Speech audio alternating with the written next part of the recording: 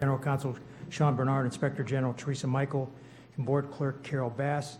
Senior staff members will join us periodically as directed by the Superintendent.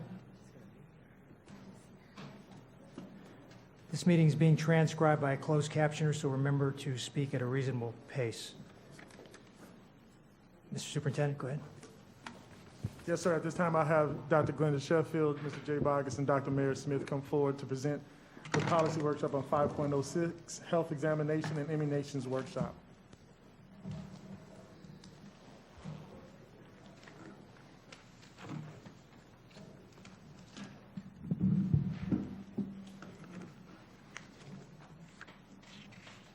Good afternoon, Mr. Barbieri, board members, and Dr. Fenoy, Superintendent. It is indeed a pleasure for us to come before you this evening to just give you an overview of policy 5.06 around the health examinations and immunizations. I will just go ahead and turn it directly over to Mr. Bogus and Dr. Mary Smith in essence of time. Thank you, Dr. Sheffield. Dr. Smith? Good afternoon, board members, and thank you for the opportunity to present to each of you a proposed revision to policy 5.06, which is health examinations and immunizations. The proposed revision is the inclusion of a section titled Immunization Registry, which updates the policy in accordance with recent legislation requiring school districts and private schools to have a policy for each student to have a certificate of immunization on file with the State Immunization Registry, commonly known as Florida Shots. There are two provisions to this bill that does allow parents to refuse to have their child included in the registry of Florida Shots, and it adds a provision for any student whose parents have excluded their child from the State Immunization Registry to present or have their certificate of immunization on file prior to admittance or attendance in a Florida public or private school, which is currently required by state law. Who does this revision impact? Each child who is entitled to admittance to grades preschool through 12 shall have a certificate of immunization on file with Florida Shots. How can a parent exempt their child? Any parent that objects to having their child registered through Florida Shots must do two things. First, present or have on file with the school a certificate of immunization prior to admittance or attendance in a Florida public or private school. And secondly, the parent or guardian shall sign what is called an opt-out form from the Florida Department of Health. This form can be obtained directly from the Florida Department of Health or from their healthcare practitioner or any entity that provides their child with their immunization. All the parent has to do is complete the form and send it to the Florida Department of Health Immunization Department. The revision to this policy has been vetted through our legal department. Questions, board members? I have a question. So is that registry public? Is that why people wouldn't want their kids' names on it? It can only be accessed by practitioners, schools, clinics, mostly medical organizations can access that. And in order to access it, there's an application process that an entity has to fill out, and they have to get approved before they can actually go in and access the data. Okay. Parents can also access it. Okay, thank you. Any other questions? Thank you, Mr. Thank you very much. Thank you. At this time, I'll have our Inspector General will be coming forward, Ms. Teresa Michael, to review policy 1.092.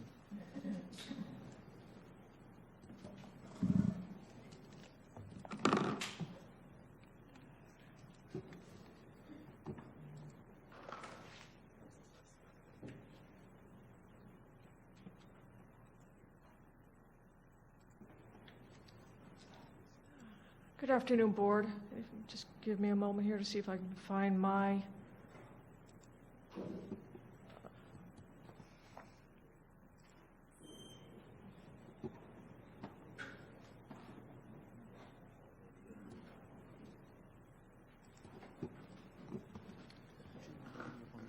No, no, it's theirs.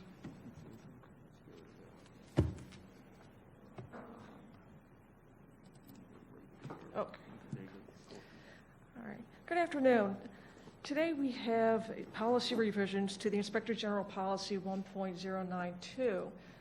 I am currently looking at 4 revisions to better align our policy with the IG field standards, best practices, as well as the current policies within the district that we have.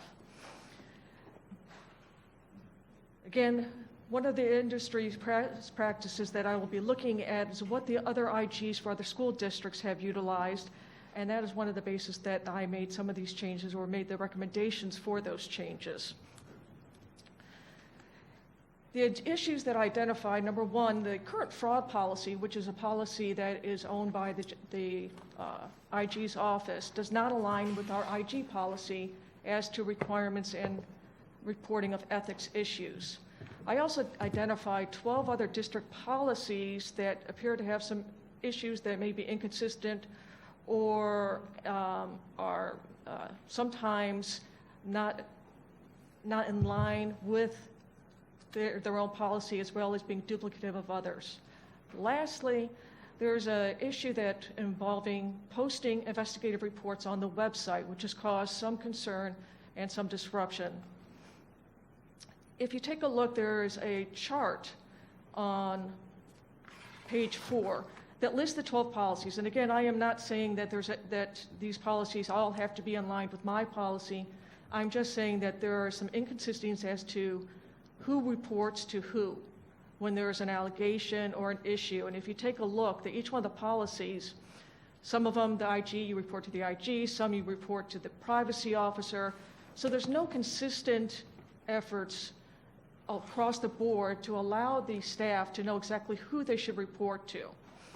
There's also inconsistencies as far as mandatory training, retaliation issues, as well as also posting on the internet.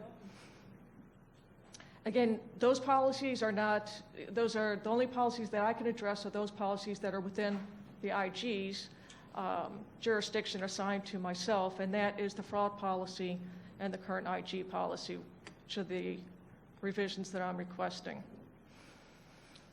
I've also included a flow chart to kind of give you an example of how issues are addressed. If you look at the flow chart, an issue is presented. The person then has to decide, is it mandatory that they report? Is it criminal? There's also issues of fear of retaliation, so do they want to be anonymous in that? And which policy does it cover? And that's a lot of onus on an individual to have to understand and to figure out. Next, they have to look at their options on who they're going to report to. And if you look, there's 8 different entities that an employee can report to. This could cause some confusion and can also cause 2 different units to do action at the same time, which is just a waste of our efforts. So one of the things that I wanted to do is to make sure that our fraud policy and the IG policy is aligned. And the green arrows, the green boxes, are what happens when the IG learns of a policy and the how or a violation and how we can learn of those. It could be through our hotline, through the website, email, US mail, fax, telephone, or in person. Those are just the different options that we have available for people to report. Now, one of the things that a lot of people don't understand is that every complaint that the IG's office receives is automatically reviewed for whistleblower status. You don't have to ask to be a whistleblower to be granted or offered whistleblower status. That is something that we're required to do. We also look at jurisdiction issues. If it's criminal, we will not take part in that. We'll automatically refer that to law enforcement. And if there's a policy, we get a lot of complaints that don't really have a policy that they violated, they're just complaints. So before we assume or we take any case or any investigation, we ensure that number 1, is it a whistleblower? 2, do we have jurisdiction over it? Is it criminal in nature? And is there a policy? And I would say the majority of the complaints that we receive, we will refer out to management. So just because we receive a complaint doesn't mean that we investigate everything. And we do a lot of referrals out to employee relations, charter, school, different management. So we don't want to take the place of the leadership. We don't want to circumvent, and we're not looking at everything. So when I propose that we align the fraud policy with our policy, and we are including ethics issues, that doesn't mean we look at every ethical complaint. We would refer those out as required. We do preliminary inquiries if we have any concerns or if we don't have enough information. And from there, we also would decide if we should refer to EO, or should we refer to employee relations, or is this just something that should be referred to the superintendent's office? Would they be best addressed to look at it? So again, just because I'm asking that the fraud policy and be incorporated or in line with the IG policy, and that includes ethic issues, doesn't mean we're going to look at everything. Once an IG investigation is completed, per the policy now, we automatically must post that investigational report on the website. Even if we are found that there's nothing to that report, if everybody's cleared, that report is still placed on the website. And I believe that that causes a lot of concern, a lot of problems for people. And I think it also silences people who want to report because they are afraid of any type of retaliation if they know automatically that information is going to go on the website. One of the things that I looked at was what good would come, what positive effect would come from placing things on the website. And I really do not see any positive effect, only a chilling effect on silencing people. I am not saying in any way, shape, or form that we hide things. Everything is a public record. Everything you can still request the copies of the reports. That is open. And an annual summary will be done of every investigation, which will be posted in our annual report. But to place every investigation automatically on the website, to me, is just not a best practice. In making these recommendations, one of the first things I did was I sent a survey out to all of the inspector generals who are working for school districts. And I also did research on their websites as well as looking at their statutes to see if we are in line with them. I also looked at the Association of Inspector General guidelines as well as our accreditation. And all the recommendations that I'm making revisions are in line with all of those standards. And again, the first change is taking what is reported in the fraud policy, that any known ethical misconduct, we're now including that in the IG policy. Right now, the IG policy does not address ethical complaints at all.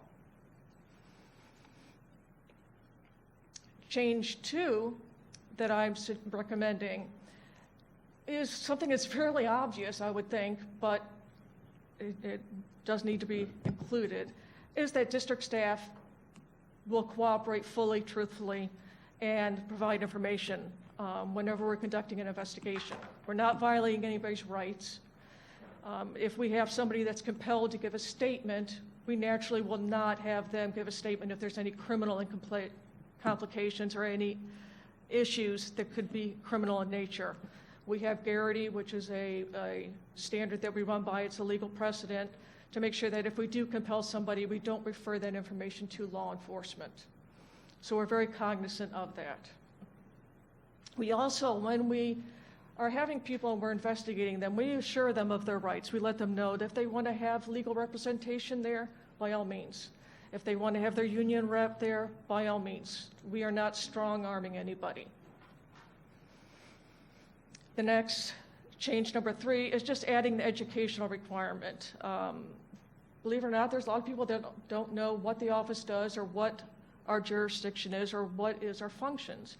And I believe that it's necessary that we have a requirement that staff are at least trained on or at least acknowledge the policy.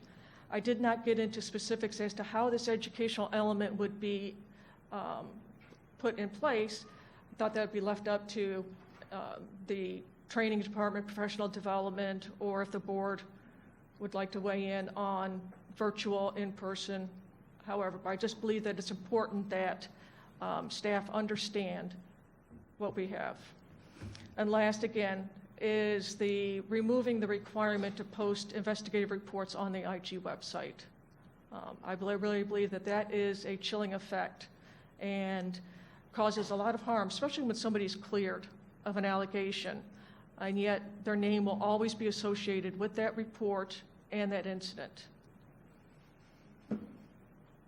Last is just a timeline of the revisions we've gone through. I have spoken with executive leadership, general counsel has reviewed for legal sufficiency, and at this point we're here for the workshop. So if there's any questions or concerns.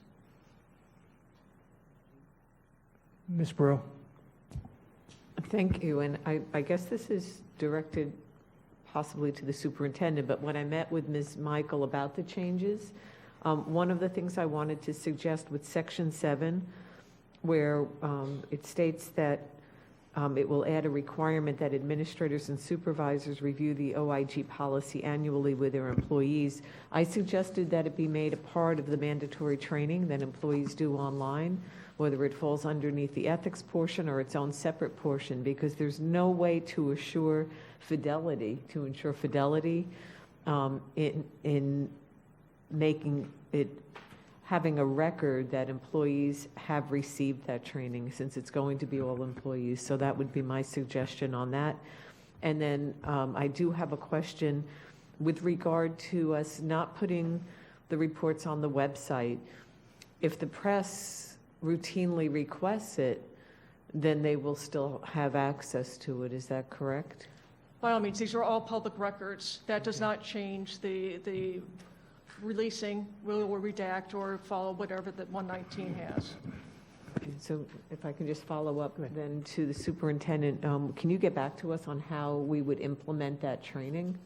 Yeah, when we reviewed it and talked about it, we'll talk to the team. You know, if I think new employees, we can do it through their new employee orientation program. And for existing programs, we've actually been working on streamlining all those trainings to be more virtual anyway. And so absolutely, I will get back to the board when we make those decisions.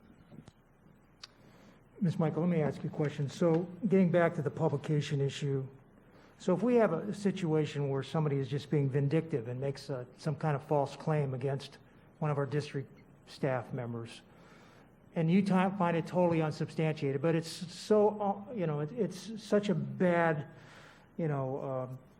allegation that, it's going to stick to that person's name, whether they're never convicted or they're never found that they did anything even remotely close to it. Is there nothing in the law that allows you to keep that totally separate so that it doesn't, the board members don't get it, the public doesn't get it, it's not anywhere that it's subject to the news media asking for a copy of it?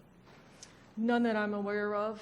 That is one of the reasons why you won't find state IGs. They don't publish their investigations on the website because of that same reason. You never know if somebody is being vindictive until you may have ideas or thoughts, but you can't prove it, and it's all public record. So there is no way to remove that, or unless it's by court order. Okay. Mrs. Andrews? Thank you, Mrs. Michael, and thank you for going over this with me before this board meeting. And I liked some of the revisions you're asking for, but I want to ask about the posting of the investigative reports. And if we had someone that worked for the school district or someone in a school, and they were a part of the investigation, and I know that it's public records, would they have to go through the public records and pay the money for the report to be printed for them? Is that the way we're doing it now? Is this something you're saying that's going to be a little different? Because I think it was posted before, so tell me how this is going to look for people that may just want to know what happened. Maybe they met with you, they were a part of the investigation, and now they need the full report. And if it's not posted, how are they going to have that information? Through a typical public records request, and if it's in digital format that doesn't really require any redaction, that there would be no charge, because that is something that we have already available. It's redacted. Plus, anybody who's a subject of an investigation does receive the report, and they will have a chance to respond to it, and their responses are included. We also will disperse it and disseminate it to the affected entities as far as the school board will receive a copy. Any of the leadership that's involved, they will always receive their copies. It's just not an automatic posting of it on the external website. Yeah, I was just worried about having to spend the money, but it sounds like that's not going to be an issue. No, ma'am. Okay. Any other questions for the IG? Dr. Robinson? Thank you. I have a couple of questions. First, about posting the investigative reports. I am really conflicted about that. I do understand about the concept that if it was just a very vindictive person who made, this outrageous allegation and it was investigated, deemed unfounded, that you don't want to, feed the beast, so to speak, right? It seems to me, though, that any substantiated complaints should be posted. So tell me why we wouldn't do that. My concerns with putting substantiated complaints is a lot of times you'll have a witness or a complainant that has come forward and they've had to speak against a coworker. And it takes a lot of courage, to be honest and upfront, to know that automatically that is now going to be put on the website, that any nosy Nancy who wants to cause trouble can just pull it up. Not somebody who has a real concern, but it's become fodder for the gossip. So you're talking, your concern is about the witnesses as opposed to the person who's alleging the complaint, right? As well as if you have a complainant. The complainant, though, could be anonymous. They could be. Right. So, so we could, notice them at the very beginning on the hotline, wherever that, if you give your name, you might end up in this public. I'm just trying to walk through this, right? So is there not a legal way? So my request would be that we look to see if there's a way that those witnesses' names could be redacted. I hear what you're saying, right? But I'm also balancing that against, the fact that I've been here too long, right? Or very long, right? And I've seen too much. And there's been too many times that it appears that the Friends and Family Plan benefited from, the clouds that people would put up so things could not be seen. I don't want to participate in that, right? And I would think, for me, the credibility of the IG's office is at stake. I would not, I've always supported the IG's office because of the independence and the transparency, right? And so this troubles me a bit. So I would just personally ask to see if there's a way that we can address your concerns, at least for the complaints that are substantiated. And the only thing that comes to my mind is about redacting the witnesses' names, if there's a way to do that. But I want to ask another question. So I just remember this mantra, fraud, waste, and abuse, right? So there was a case once where there was an allegation of abuse of authority. So would abuse of authority, where would that fall? If it was an administrative staff person, and the allegation was that they abused their authority, and if the IG's office was called, hotline, where would it go? Depending on the egregiousness or the complaint, if it is abuse of authority, but it has, say, a harassment component, we would refer that to employee relations. If there is where that we don't have jurisdiction in the matter, we would refer it. But if it is an ethical issue that appears to rise to our level, is within our jurisdiction, then we would investigate. Okay, but you have to do kind of a semi-investigation to answer those questions, correct? And so whatever the results of that semi-investigation are, when you pass it over to whoever, you would share your preliminary findings, correct? So my question is, so let's pretend it goes to professional standards. Do you just hand it off and walk away? is your intention to circle back to make sure that there was a thorough investigation, maybe not second guessing them, but to have the eyes of the IG on that investigation too? Yes, that in order for my office to say that we've referred something out and I am satisfied with the response, we get a follow-up response. I look at to see what they did, what they looked at, and I don't necessarily take any concern as to what actions they took, especially discipline, because that's not our area. But I want to make sure that they did address it and did address it adequately. Okay. And that is something that I want to work on as far as doing a formatting so that it is done routinely, depending on wherever it goes. Okay, thank you. Mrs. Andrews? Thank you, and I was looking at the policy comparison again with discrimination and harassment, as well as equal employment opportunity, and I see that, you know, the supervisor or EEO coordinator, and sometimes people may go to you first. So just tell me, how do you work with them when you're referring them to the supervisor or the EEO coordinator when they may not feel comfortable working with the administration? How does that work? If there is a complaint, especially if there was a complaint involving, say, EEO, maybe it's an internal complaint, we would look at that if there's nobody that we could refer it to that was independent. But if it is an EO complaint not involving an EO officer, we would refer that to them.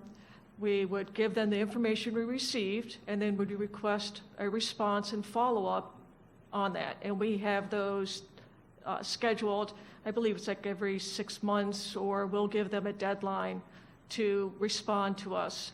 And I'll get a response, and if I don't believe that the response is sufficiently addressed or isn't sufficient, then we follow up with them. And if it need be, and one of the things that we try to communicate with everyone is if we refer something to you and it is larger than what we refer to, or you find that it's something that you cannot handle or you need to refer back, we're more than willing to take it back, of course, and go further with it.